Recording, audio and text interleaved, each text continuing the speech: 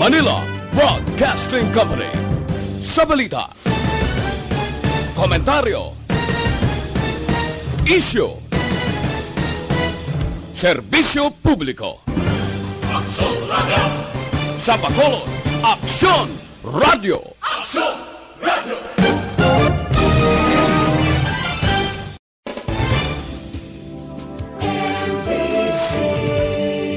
Manila Broadcasting Company. Sa balita, komentaryo, issue,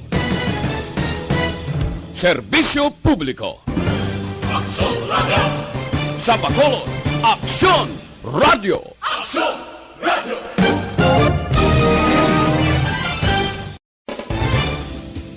Action Radio Philippine Standard Time, las 6:04. Aksyon Balita Morning Edition. Finalist Best Newscast 25th Golden Dove Awards. Aksyon Balita Morning Edition.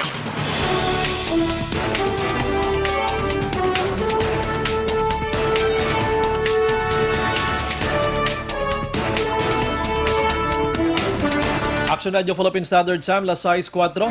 Maing aga syudad sa Bacolod, Negros Occidental. Sa malabutan sa aton sining pagpangalagad, welcome na sa Aksyon Balita Sunday Edition.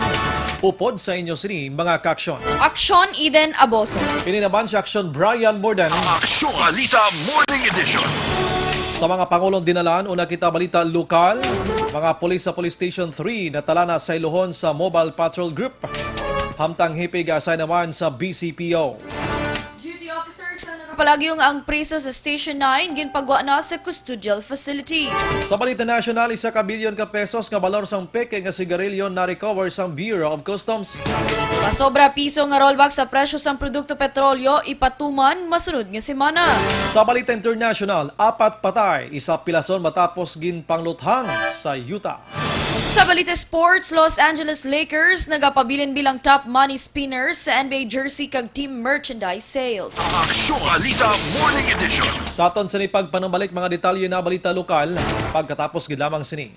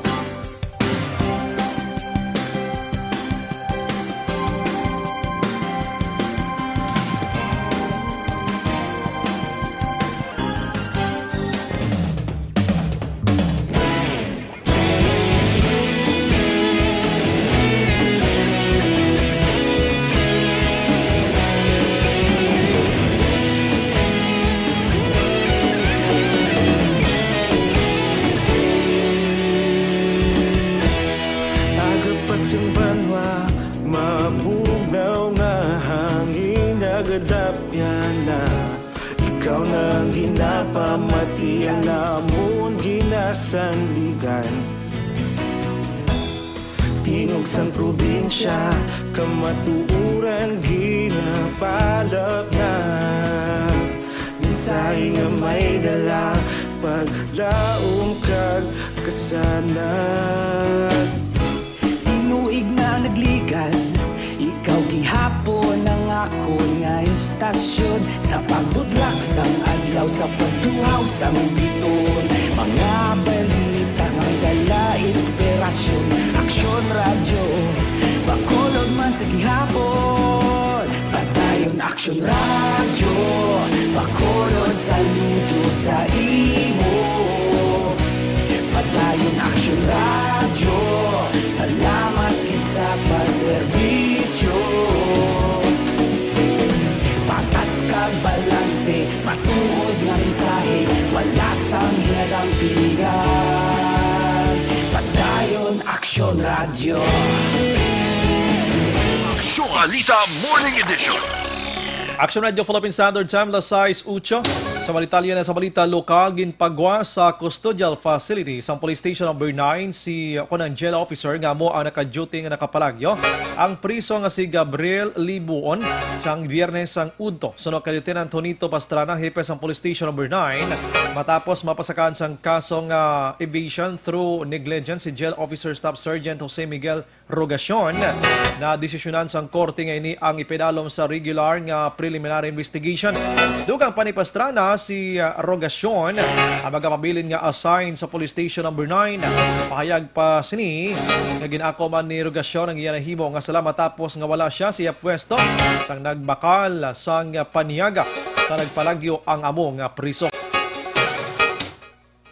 Samtang natalan naman nga pagasaylohon sang pagasaylohon ang Mobile Patrol Group sa Bacolod City Police Office ang tanan nga katapos ang Police Station 3 matapos magluntad ang pagpalagyo sang 4 ka mga priso sa tong Enero 6. Iningin pahayag ni BCPO Public Information Officer Lieutenant Colonel Ariel Pico sa interview sa Aksyon na Radyo. Sunod kay Pico isayluman sa headquarters ng BCPO ang hepe sang Station 3 nga si Police Major Ruel Culanag kag busla ni Lieutenant Colonel Levi Pange. Apang ginklaro ni Pico nga iya pa nga paghulaton ng office order halin kay City Director Police Colonel Henry Biñas. Ibulos naman sa Station 3 ang 20 ka mga miyembro sang Mobile Patrol Group. Dugang pa ni Pico isa ka pulis ang pagakuhaon sa kada police station agud idugang sa puwersa sang Police Station number 3. Aksyon Balita Morning Edition. Sa iban pang balita lokal, may connection sa Police Station number 9 ginausisa karon sang amo nga police station ang posible participation sang duha ka may edad nga babae nga nagbisita kay Gabriel Libuon ang priso nga nakapalagyo sa tong Biyernes sang Udto. Kini matapos makit-an sa kopya sang CCTV sa lugar. Ngayara pa ang duha sa matabo ang pagpalagyo ni Libuon. Suro kay Lieutenant Junito Pastrana, hepe sa Police Station number 9, hindi pa nila matumod kung ano ang gingamit ni Libuon sa pagpalagyo matapos sa gindula sini ang posibilidad nga barbecue stick ang gingamit sa paglukit sang padlak.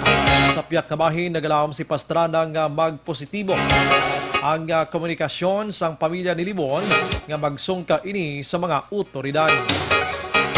Duha tubtub 4 ka barangay official ang ginamonitor sa Bacolod City Police Office nga padayon nagaintra sa illegal drugs operations sa syudad sa Bacolod. Ining pahayag ni Police Lieutenant Colonel Ariel Pico, spokesperson sang BCPO. Wala giningadlan ni Pico ang mga barangay official mga nagapadayon pa ang ila validation nga ginahimo. Una diri ginpatay nagligan nga semana sa barangay 26 si Kagawad Romeo Calas Jr. sa barangay 2 syudad sa Bacolod. Ginalantaw sang kapulisan ang motibo nga droga sa kamatayon ni Canlas matapos magwa ang iyang ngalan sa drug watch list ng Police Station number 2 kag Philippine Drug Enforcement Agency. Sunod kay Pico, hindi malayo ang posibilidad nga ang natabo kay Canlas matabo man sa iban nga barangay official nga nagapadayon nga nagaintra sa illegal nga droga. Nanawagan si Pico sa mga ini nga untato na ang malaing nga bisyo agud wala sang malain nga matabo kaangay sa natabo kay Canlas. Aksyon Balita Morning Edition. Sa iban pa nga balita lokal, wala sang malain nga epekto sa ekonomiya sa syudad sa Bacolod ang pinakaulihing nga palayag ni Bacolod City Police Office. Deputy City Director for Operations, Police Lieutenant Colonel Jobis Pinido, ng syudad isa ka shabolized city base man sa accomplishment reports ang kapulisan. Suno kay Metro Bacolod Chamber of Commerce and Industry kon MBCCI President Frank Carbon, antes mo man magsulod ang negosyante sa isa ka lugar, nagapatigayon ini sang feasibility study. Ginatutukan man sa mga negosyanteng crime volume, nagindi ang paglaragway sa isa ka lugar. Pahayag pa ni Carbon Kumo, nakabase sa accomplishment ang ini nga palayag indi direkta makaguba sa imahe sa syudad. Nagapati si gihapon si Carbon nga madamo pa ang magasulod nga investor sa syudad sa Bacolod sa palaabuton. Ginklaro naman ni Bacolod City Traffic Authority Office kag Traffic Management Unit Head Police Lieutenant Colonel Luisito Acebuche angot okon nga ginumpisahan na sang iya talatapan ang implementasyon sang short-term solution angot sa problema sang trapiko base man sa master plan nga ginrekomendar sang Metro Manila Development Authority ukon MMDA. Sunod kay Acebuche ini nga short-term solution ang nagalakip sang estrikto nga pagpatuman sang illegal parking ukon traffic obstruction nga suguan kag anti-jaywalking nga ordinance. Dugang pa niya si Buche madamot na sila sa mga persona nga nagkaladagpan kag ginpabayad sang multa o kon penalidad bangod sa amo nga bayolasyon. Ginatinguan man sang City Traffic Management Council nga masugda na ang installation sa bag-o nga mga traffic lights sa palibot sang syudad, lakip na ang pagpakayo sang pila ka mga depektibo o kung nagkalaguba bilang kabay naman sang long-term solution. Liwat man sini nga ginpanawagan ang suporta kag kooperasyon sang publiko para sa kadalag-an sang among nga programa. Aksyon Alita Morning Edition. Dakop ang 8 ka persona sa pagserbis ng search warrant kag warrant of arrest sa Purok Tunga, Barangay 5, Syudad sang San Carlos kahapon. Sado kay San Carlos City PNP Chief of Police Lieutenant Colonel Frederick Mid. 4 sa mga search warrant kag 3 ka mga warrant of arrest ang ginserbi sa 3 ka mga puluyan sa mga lugar. Dugang pa sang hepe, 2 sa 8 sa mga dakpan ang mga high value target. Kag iba naman sadto nadakpan na sa mga kapulisan. Ang nadakpan na mo Sanday Michael Navarro, 26 anyos, Abdul Wahid 21, Umar Wahid 20, Raymond Pat 28, Emilin Aragan 34, Jimar Incheco 26 kag Jane Ahira 25. Na-recover sa mga nagkaladakpan ng kapin na pulo kag gramo sa napatihan Shabu. Nga tanan ginabulubanta 150,000 pesos mga drug paraphernalias kag kwarta. Priso karon ng 4 sa custodial facilities sa San Carlos City kag pasakaan na sang kaso. Sa katapusan nga balita lokal, ginsuspinde naman ang 11 ka mga gwardya nga nadestino sa Kapitolyo Provincial kag sa pila ka district hospital sa palibot sang probinsya. Sunod kay Renelo Laschere, Security and Safety Division Head, 4 ka gwardya ang ginsuspinde sa opisina gikan sa opisina sang Kapitolyo, samtang ang 7 naman ang naghalin sa Valladolid, La Carlota kag Hinubaan District Hospitals. Sunod kay Laschere, 3 tubtob 7 ka adlaw ang ilang nga suspensyon kag ginpapanaog ang ini bangod nga ang 11 ka gwardya nga naaktuhan nga wala nagasuksok sang uniform, wala sa ila lugar kag nagatulog sa sang siya ang nagapatigayon sang routine inspection. Sa karon temporaryo nga nagpadala sang relyebo ang mga security agencies sa mga nasuspende nga gwardya agod hindi magkulang ang nagabantay sa Kapitolyo kag mga ospital. Pahanumdum ni Laschere sa iban nga gwardya nga dapat obrahon ang trabaho kag mangin alerto sa tanan nga oras ilabi na nga seguridad sa mga empleyado kag pumuluyo ang ginahambalan. Action Radio Philippine Standard Time, alas 6:15. Pagbalik naton mga detalye na balita nasyonal pagkatapos gidamang sini.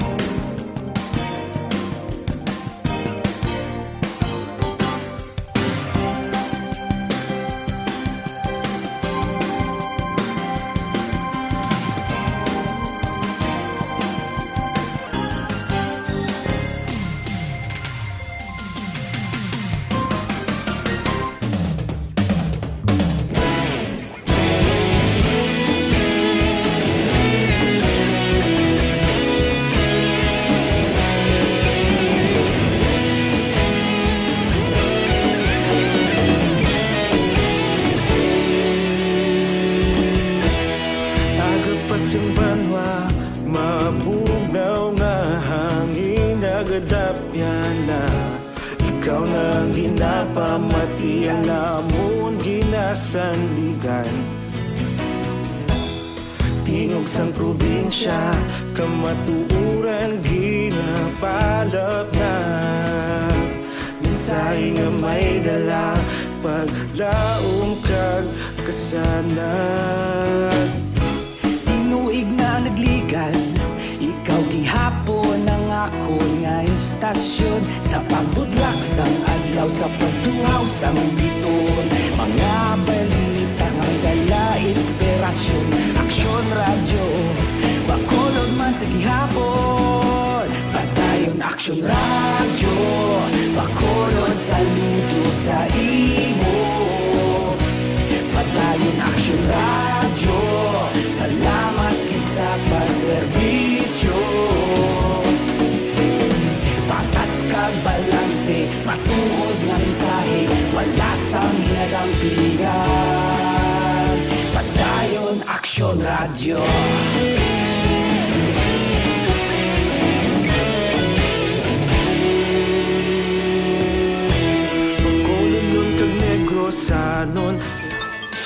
Action Radio Philippine Standard Time, size 17. Ang Detalye na balita national, 1 billion o kundi sa bilyon ka pesos nga balor sa piking nga sigarilyo ang na-recover sa Bureau of Customs o kon BOC kalakip na mga materyales kag makinarya ang ginagamit sa paghimo sini sa isa ka raid sa warehouse sa Nueva Ecija sa atong Biyernes ang gabi. Naristar man sa BOC Enforcement ang Security Service upod ang pulis kag opisyal sa barangay ang 20 ka mga Chinese nationals kag masobra isa ka gatos ka mga Filipino nga trabahante sini. Kini mga suspitsado ang ginaligar nga mo ang sa likod sa clandestine nga nag-manufacture sang piki nga sigarilyo. Nakonpiskar sa raid ang 3 ka mga boxes sang piki nga o kon ginpiki nga Bureau of Internal Revenue stamps, 5 ka mga cigarette making machines, 6 ka packing machines, 1 ka filter making machines kag subuman na mixer, dryer kag raw materials sa paghimo sang piki nga sigarilyo. Ang manadakpan napasakaan sang kaso nga pagsupak sa Customs Modernization and Tariff Act. Magapatigay naman sang rollback sa presyo sa mga produkto petrolyo sa masunod nga semana. Sa abiso sang Shell, Seol kag Clean Fuel, may buin nga piso kag 70 sentimos sa kada litro ang ilang diesel. Mabuinaw naman sang piso kag 75 sentimos ang kada litro sang kerosene o kon gas sang Shell kag Sea Oil. Samtang 90 sentimos naman ang buin sa gasolina sang Clean Fuel kag Sea Oil kag 85 sentimos naman sa Shell. Epektibong rollback sang Clean Fuel subong adlaw Domingo umpisa alas 4:01 sang hapon, samtang ang Sea Oil ang magapatuma naman sini nga Lunes, Enero 20 alas 6 sang aga, samtang ang Shell among sa Martes alas 6 sang hapon. Ginalauman nga mag-anunsyo man ang iban nga kompanya sang langis sang ipatuman nga oil price adjustment para sa masunod nga semana. Aksyon Balita Morning Edition. Samtang gindinay ni Senador Lila de Lima ang aligasyon nga may kalibtanan sa pagpasaka sa kaso ni self-confessed hitman Edgar Matubato. Bato kay Presidente Rodrigo Duterte sa baylo iya lang inganyo ang kabilugan o kon ginbuligan si Matubato sini. Sa payag ni de Lima, si Jod Sabio ang ginaligar nga siya ang sa likod sa pagpasaka sang kaso sa ombudsman bato kay Presidente. Ginklaro ni de Lima ang inganyo kag ginbuligan niya lang si Matubato. Pagpasaka sang kaso, bangod siya ang persona nga nakasaksi sa iyag kag ang isa sa mga kopdanan nga ginpamatay bangod ginsugo ni Duterte. Sa pagpati ni de Lima, wala sang sala kag hindi illegal ang iya pagbulig sa pagpasaka sang among nga kaso. Ginpalayag naman sa National Police Commission nga ang pagpasaka sang kaso kriminal bato kay Anay Philippine National Police Chief Oscar Albayalde ang nagapakita nga wala ginabaliwala sang gobyerno ang mga sala ang ginahimo sa mga miyembro sang kapulisan. Sunod kay napong Vice Chairman Rogelio Casuraw, si Albayalde nga nag-resign sa itong Oktubre sa piyak sa alegasyon nga iya ginaprotektahan ang iya mga tinawo nga ginaaligar nagabaligya sang recover nga shabu sa isa ka raid nga ginpatigayon sa Pampanga sa tuig 2013. Naibaloan nga si Albayalde ang chief sang Pampanga Police ang nagpatigayon sa operasyon ng kapulisan kundi na recover ang 160 gramos ang ginasuspetsoan shabu, balor 648 milyones pesos, batok sa isa ka ginaligar Chinese drug lord. Aksyon Balita Morning Edition. Las 6:21 sa iban pa nga balita national, gindayaw ni Cardinal Luis Antonio Tagle ang ginatawag nga bayanihan sa mga Filipino labi na gid sa Manila parishioners sa pagbulig sa mga persona nga napiktuhan sang paglupok sang Bulkan Taal. Ginpanawagan ni Tagle sa publiko nga padayunon ang pagbulig sa mga biktima na halitan sang trahedya. Sa sulat nga ginpadala ni Tagle sa pila ka mga arsobispo kag laymen, yagin pasalamatan ang mga tawo nga nagtuman sa panawagan sang simbahan. Dugang pa ni Tagle, pwede makapadala sang bulig ang sinuman paagi sa pagpagig-angot sa ila tagsa ka mga Social Action Center directors. Patay naman ang isa ka evacuee sa Taal bangod sa cardiac arrest samtang yara sa evacuation center sa Batangas kahapon Sabado. Nakilalang napatay nga si Felina de Rojas, 57 anyos, ang San Nicolas, Batangas. Sunod kay San Pascual Medical Health Officer Dr. Rosalina Caraan, si de Rojas ang nagapanglaba sa San Antonio Elementary School Evacuation Center sang makabatsyag sang kabulayan sa pagginhawa. Siya ang indala sa ospital apang napatay makaligad ang pila ka minutos. Sunod sa mga doktor, si de Rojas ang nagasuprer sang hypertension kag asthma. Aksyon Balita Morning Edition.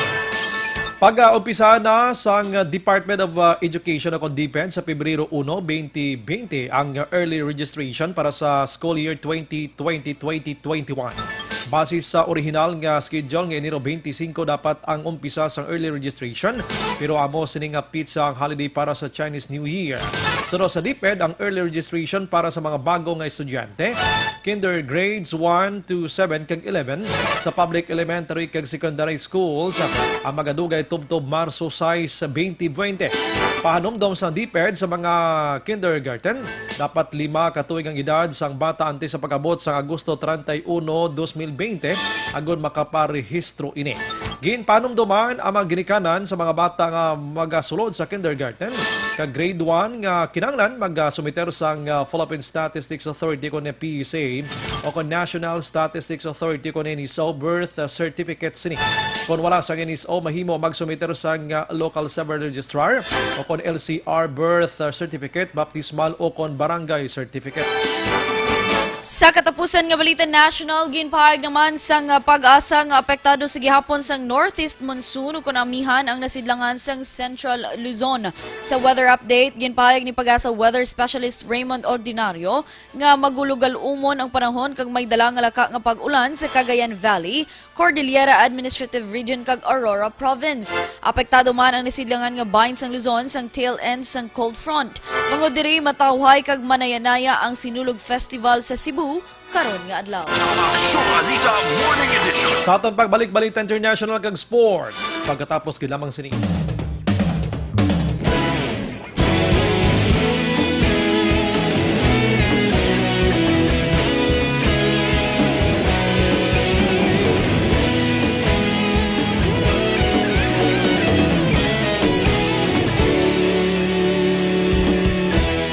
Agapasang banwa, mabugaw nga hangin nagadapyan na. Ikaw na ginapamatian na amon ginasandigan.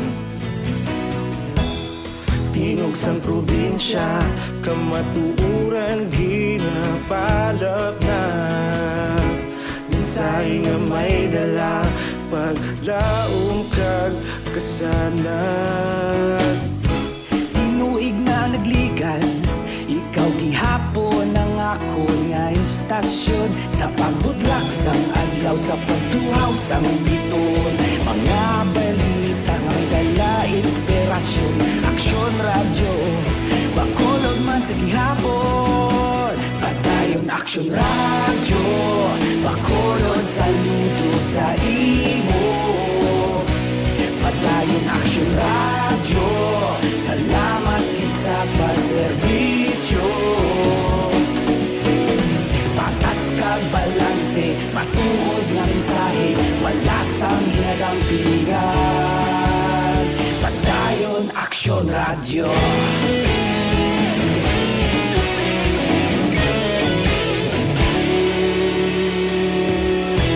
Pagkolon kag Negrosanon, inyong pamatian. Stasyon nga nagapalaplag sang kamatuuran. Sa detalye na sa balita international, patay ang 4 ka mga persona samtang isa ang napilasan matapos ginpangluthang sa sulod sa isa ka puloy-an sa Grantsville, Utah sa tong Sabado sang gabi. Sunod kay Corporal Rhonda Fields sang Grantsville Police Department, isa lamang ka persona nagpangluthang kag subong ginkustodiya na sa mga kapulisan. Sunod kay Fields, ila papabal-on ang pamilya sa mga biktima kag ang Grantsville, isa ka banwa nga may kapin 11,000 ka mga tawo kag 35 milyas bagat na nakatundan sa syudad sang Salt Lake sa Tooele County. Aksyon Balita Morning Edition. Sa balita sports, nagapabilin sa gyapon si LeBron James ang pinaangya sining nga team nga Los Angeles Lakers bilang top money spinners sa NBA jersey kag team merchandise sale samtang nagalagas naman Sunday Giannis Antetokounmpo. Nanipiliyan daw yung man. Sa pagkabudlay man Slang ibasa. lang da.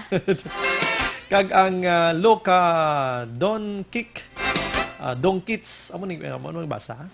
Budlay no. Sa bagong popularity heights ang 2019 Sa figures ang gin-anunsyo sa NBA kag National Association o National Basketball Players Association, nagapakita nga si James kag Lakers amo ang nagapanguna sa listahan sa duwa ka sunod-sunod nga tuig base sa online NBA store sales umpisa Oktubre tubtob Disyembre 2019.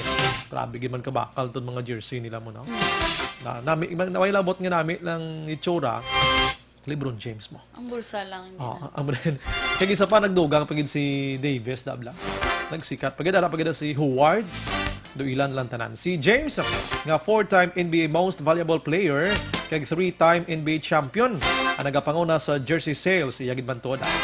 Ginpabilin sang Lakers team totals umpisa sa magbiya sa Cleveland kag nagsaylo sa Los Angeles el Hunyo 2018. Si James Amumana nagapanguna sa fan balloting para sa NBA All-Star Game sa Chicago kung Chicago masunod nga bulan.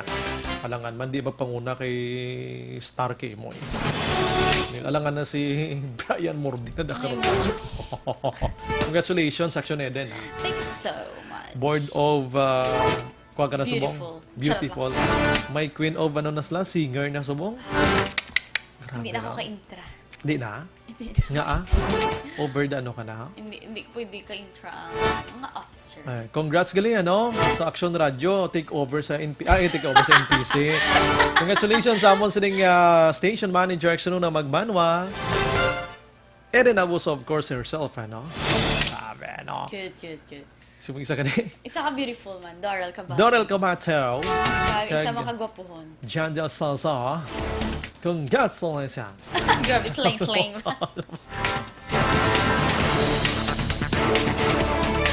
Tayo may tamyawan ka pang oras na nag-gipaw-gipaw na. Good morning kay Eddie Laos. Good morning, Ashen Bray, kay Inday Eden. Ga-monitor kami gapon ni Nanay Sabel. There is a Kingtown, Victorias. Heaven, good morning. Teresita Quinto from La Granja, La Carlota City. Happy Sunday. Kay Jazil Mochuelas. Good morning. Palig lang ko greet sa akong asawa, si Jeneline Mochuelas. Kagtanan nga nagapamati sa Action Radio. Si Nanay, ni Nena Deras Maniego. Kag si Eden Abuso. Salamat, good, sige. Inyo nabatihan na balita local, national sports, kag international. Sining Domingo, pod sa inyo sa mga alagad. Action Eden Aboso. Kini naman sa Action Brian Morden. Una sa balita, una sa Action. Sa bako. Ano po? Tapos na lang ito. Kabalo ko daw kamutanan sa NPC. Una sa balita, una sa Aksyon. Sa Bacolod Action Radio.